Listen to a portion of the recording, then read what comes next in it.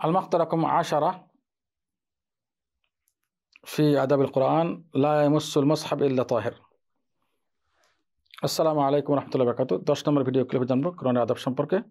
আমরা এর প্রমাণ আল্লাহ তাআলা বলেছেন সূরা ওয়াকিয়া ৭৯ নম্বর আয়াতে, লা ইয়ামাসসুহু ইল্লাল মুতাহহিরুন, কোরআন কারীম স্পর্শ করবে না একমাত্র পবিত্র ব্যক্তিরা ছাড়া, যারা পবিত্রতা অর্জন করেছে।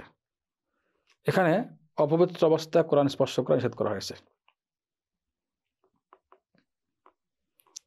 বিশুদ্ধ হাদিস যেটা সহিহ শেখ আলবানী সহিহ বলেছেন ইরওয়াল গালির মধ্যে 122 নম্বর হাদিসে,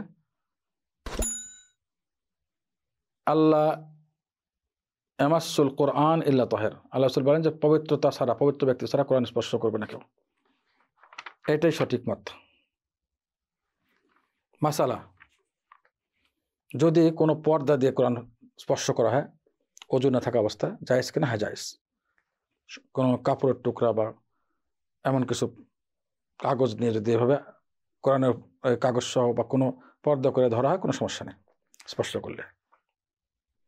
যদি কোরআনের উপর কোনো গিলাফ থাকে বা অন্য এক্সট্রা কোনো কাপড় দিয়ে ঢাকা থাকে, তাহলে ওই কোরআন স্পর্শ করা যাবে, কোনো সমস্যা নেই। হ্যাঁ,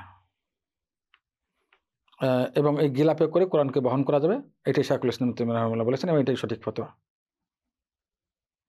আরেকটি মাসালা, কোরআন কারীমকে যে পকেটে নেওয়া যাবে, কোনো সমস্যা নেই, পকেটে নিয়ে ঘোরা যাবে, জায়েজ। কিন্তু এটা নিয়ে যদি ল্যাট্রিনে প্রবেশ করে, এটা নিয়ে ল্যাট্রিনে প্রবেশ করবে না, তখন নিরাপদ স্থানে বাইরে রেখে দেবে, ল্যাট্রিন থেকে বের আবার ওযু করে কোরআনটা বহন করতে পারে, কোনো সমস্যা নেই।